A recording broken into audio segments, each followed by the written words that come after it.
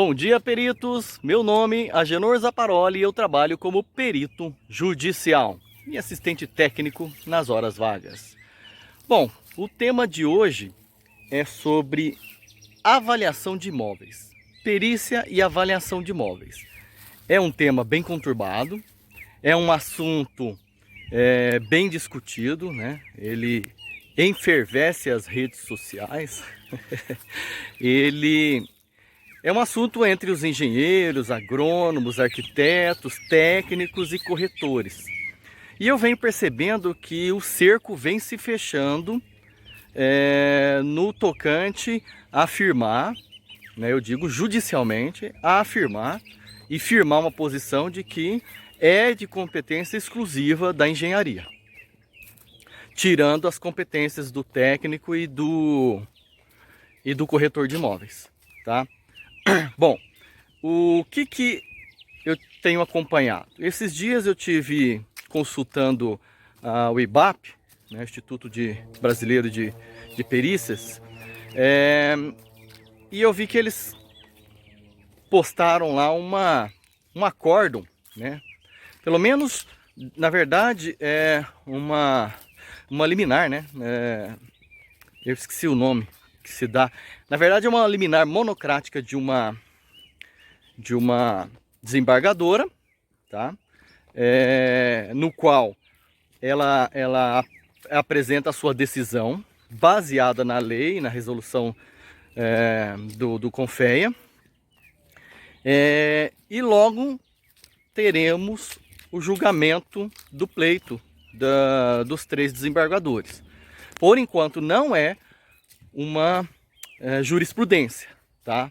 É uma decisão monocrática do superior do tribunal regional, já tem seu peso, mas não é uma decisão colegiada ainda, portanto não é uma jurisprudência.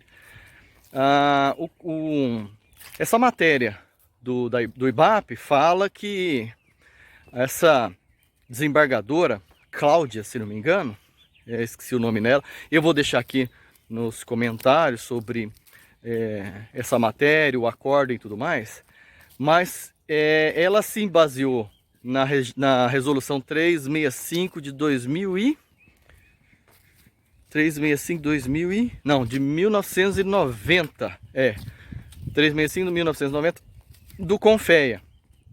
Lá ela até erra, ela coloca Conselho Nacional de Engenharia e Agronomia, quando na verdade é Conselho Federal de Engenharia e Agronomia. E ela diz que o objeto da perícia, o profissional tem que ser especializado no objeto da perícia. Ela decide nesse contexto, né? Ficou bem explícito que a perícia, na verdade, a perícia e avaliação de imóveis precisa ter um profissional que estudou a fundo o objeto da perícia. E qual que é o objeto da perícia? Um imóvel, né? Pode ser um terreno, pode ser uma edificação, né? Um edilício. E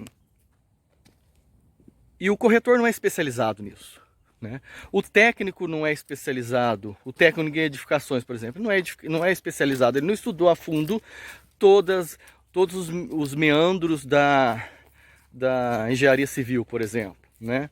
Já o engenheiro civil, o agrônomo e o arquiteto, sim. O agrônomo ele trabalha em construções rurais, né? O civil em toda parte e o arquiteto também em toda parte, né? O arquiteto tem o seu conselho e tudo mais. E esse acórdão ele veio de agora novembro de 2020, né? Então eu percebo que o cerco tem se fechado para manter a decisão de que a avaliação é de competência dos profissionais de engenharia. Porque o agrônomo ele é um engenheiro agrônomo, o engenheiro civil é um engenheiro civil. E agora o arquiteto ele tem seu conselho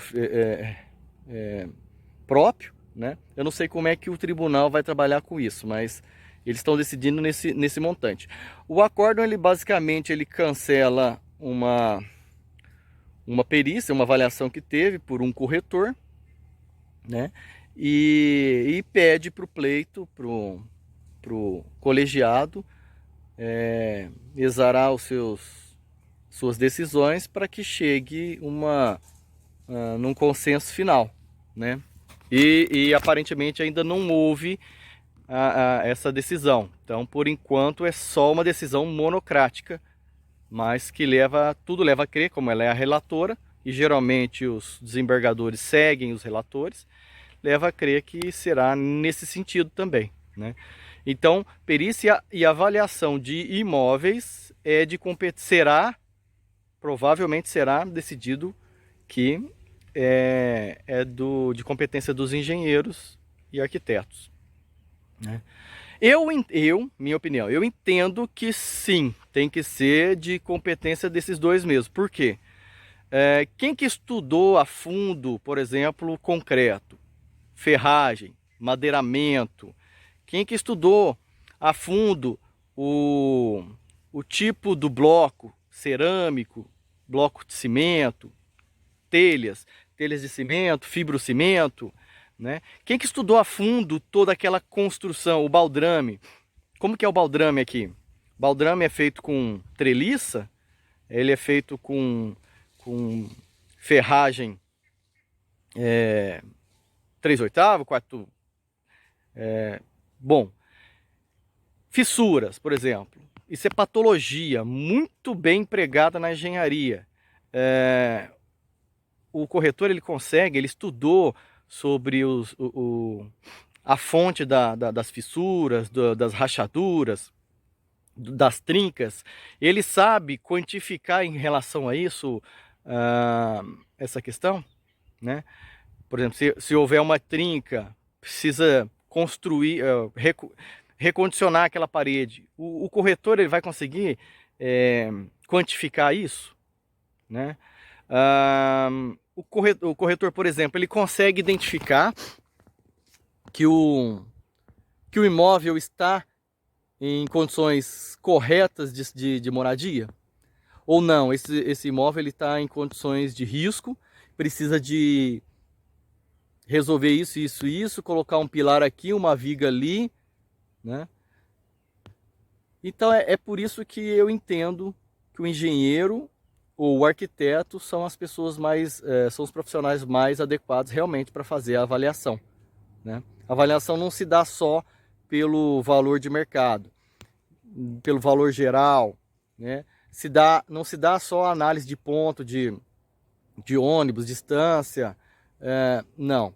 Ele se dá também analisando o que é necessário para que aquele imóvel fique em perfeito estado de moradia, né? Se ele não está em risco em relação à sociedade, se ele não impõe risco à sociedade.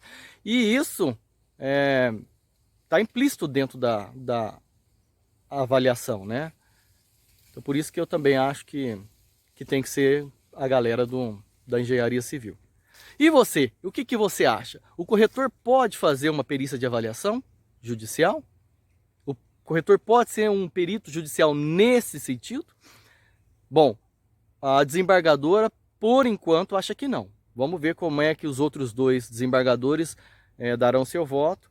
E a gente volta aqui atualizando esse vídeo com mais informações, ok? Deixa aqui a sua opinião aqui embaixo. Eu sei que é um tema bastante complexo, mas a gente precisa discutir e chegar num consenso final, correto? Pessoal, grande abraço e até a próxima!